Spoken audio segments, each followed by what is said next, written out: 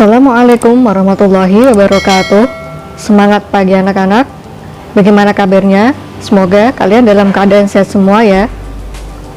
Sebelumnya Bu Novi ingin menyampaikan rasa terima kasih bagi anak-anak yang sudah mengirimkan tugas beberapa minggu yang lalu, yaitu tentang contoh ikhlas.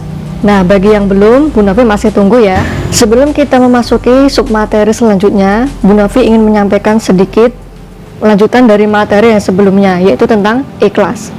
Kalian sudah tahu kan apa itu ikhlas? Ya, ikhlas itu adalah berbuat sesuatu hanya untuk mencari ridhonya Allah.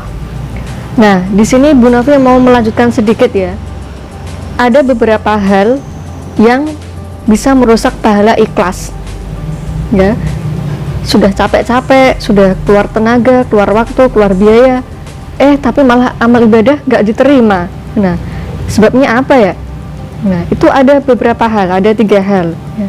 Yang pertama adalah riya, yang kedua adalah ujub, dan yang ketiga adalah sum'ah. Yang saya ulangi lagi ya, riya, ujub, kemudian sum'ah. Nah, kita akan bahas satu-satu. Yang pertama adalah riya.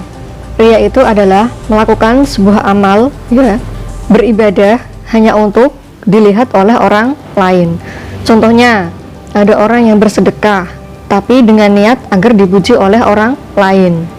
Nah, sudah keluar uang banyak gitu kan, entah itu berapa puluh juta atau berapa ratus ribu, tapi niatnya itu salah. Niatnya itu agar ingin dipuji oleh orang lain, maka sedekahnya itu pahalanya rusak.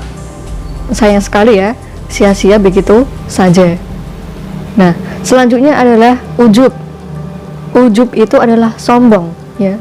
Sama juga dengan sombong, sama juga dengan pamer. Jadi ketika dia sudah bersedekah misalkan ya, dia merasa bangga, hatinya itu kayak, wah, saya nih orang paling hebat, wah, saya nih orang yang paling dermawan ya. Hatinya itu merasa seperti itu, merasa paling dermawan, merasa paling sudah berbuat amal baik gitu kan, sehingga akhirnya apa, dia pamer ke orang-orang, dia pamer ke tetangga-tangganya gitu kan, bercerita sana sini. Nah, kemarin itu loh saya sedekah puluhan juta. Nah, itu namanya perbuatan yang dapat merusak pahala ikhlas. Selanjutnya adalah sum'ah. Sum'ah itu adalah berbuat sesuatu agar didengar oleh orang lain. Contohnya kayak itu tadi ya, ada orang yang bersedekah tapi dia cerita ke tetangganya, dia cerita ke saudaranya, dia cerita ke keluarganya, kemarin itu loh saya udah sedekah, saya udah sedekah sembako, sedekah uang ke korban bencana gitu kan. Wah, kurang apa lagi saya, kalau nggak ada saya mereka nggak bisa apa-apa. Nah, itu namanya sombong tadi ya, sombong, udah sombong, pamer ya, agar didengar oleh orang lain. Nah, itu tadi beberapa hal yang bisa merusak pahala ikhlas. Tentu saja kita tidak mau kan, sudah capek-capek beramal tapi malah tidak diterima oleh Allah.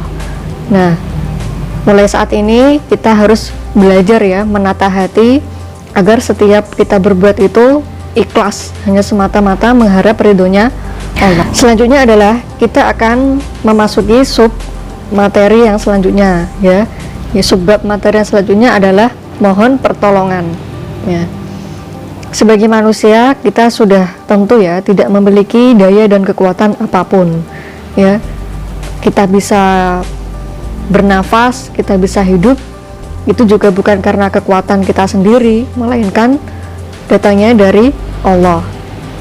Nah, maka dari itu sebagai manusia yang lemah, tidak bisa apa-apa dalam setiap kesulitan, dalam setiap kondisi, kita hanya boleh bergantung kepada Allah, hanya boleh memohon kepada Allah. Sebab dalam Quran surat Al-Fatihah ya, yang setiap hari kita baca, yaitu iyyaka na'budu wa iyyaka nasta'in, hanya kepadamu kami menyembah dan hanya kepadamu juga kami meminta pertolongan ya. Jadi manusia itu harus meminta pertolongan hanya kepada Allah, tidak boleh kepada makhluknya. Contohnya seperti ini ya, ada orang pengen cepat kaya tapi dia pergi ke dukun ya, terus dukunnya nyuruh untuk pergi ke sebuah pohon besar gitu kan, bawa sesajen, bawa kemenyan, bawa bunga gitu kan, bawa ayam, wah, untuk disajikan pada nenek moyang misalkan, atau kepada jin penunggu di situ biar cepet kaya. Nah itu namanya musyrik. Ada lagi orang cepet pengen punya jodoh, dia datang ke dukun, terus dukunnya bilang, nah kesana mandi di sendang gitu kan, biar nanti auranya terpancar, biar jodohnya deket. Nah itu juga termasuk musyrik. Atau ada lagi, ada orang pengen apa contohnya, pengen pinter, terus dia datang ke orang pinter, taunya malah dukun ya.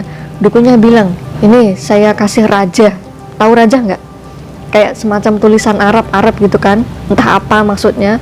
Terus katanya itu dibakar, disuruh minum, ntar kamu bisa pandai ya, bisa lulus ujian dengan nilai yang bagus.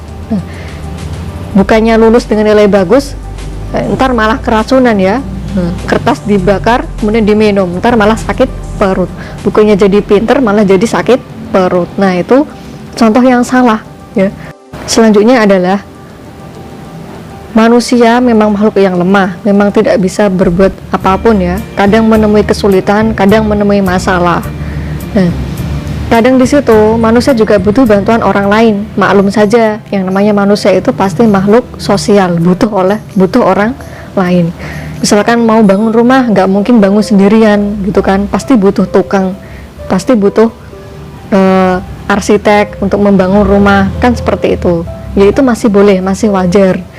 Atau kalau misalkan kesulitan mengerjakan PR, kemudian meminta pertolongan ke orang tua atau meminta pertolongan ke bapak ibu guru, oke, itu masih boleh itu ya. Ketika kita meminta pertolongan atau ketika kita berdoa kepada Allah, itu ada adabnya ya, tidak boleh sembarangan ya. Ada beberapa hal yang harus diperhatikan ya. Yang pertama adalah dengan rasa ikhlas ya.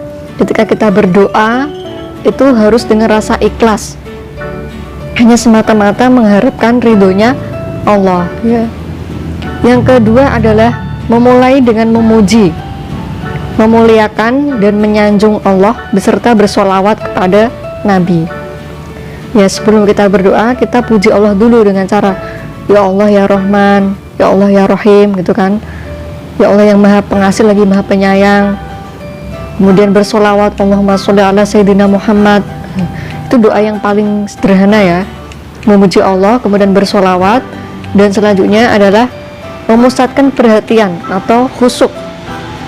Jadi ketika doa itu ya harus benar-benar khusyuk, benar-benar berpusat kepada Allah. Tidak boleh kok sambil main HP atau sambil dengerin TV, denger musik ya, dengerin orang berbicara ya, ngobrol. Masa doa sambil ngobrol, kan enggak ya. Jadi harus benar-benar khusyuk meminta kepada Allah. Selanjutnya adalah menyatakan kerendahan diri kepada Allah ya. Benar-benar kayak merasa diri itu paling rendah, serendah-rendahnya, nggak punya daya apapun, nggak bisa apa-apa. Yang bisa menolong kita itu hanya Allah ya. Jadi ketika berdoa itu ya jangan sombong, jangan merasa kayak paling bisa, itu salah ya. Kalau berdoa itu ya memang harus benar-benar memasrahkan diri seperti itu. Selanjutnya adalah tidak putus asa ya.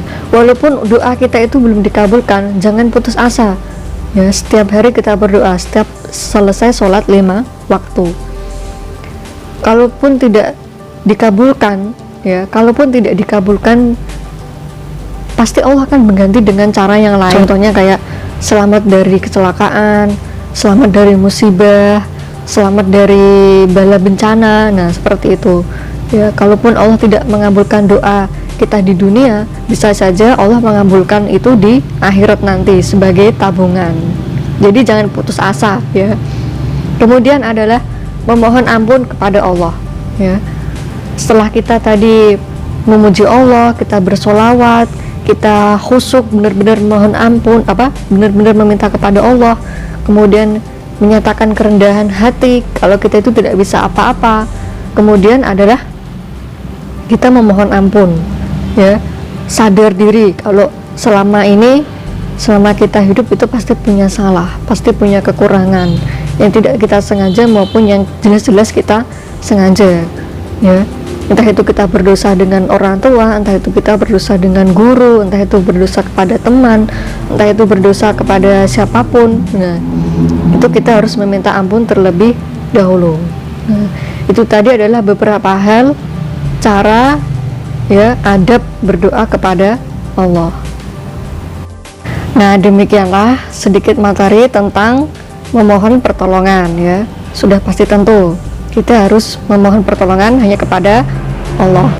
Selain itu, selain kita memohon pertolongan kepada Allah, kita juga harus menerapkan perilaku terpuji seperti tolong menolong kepada orang lain.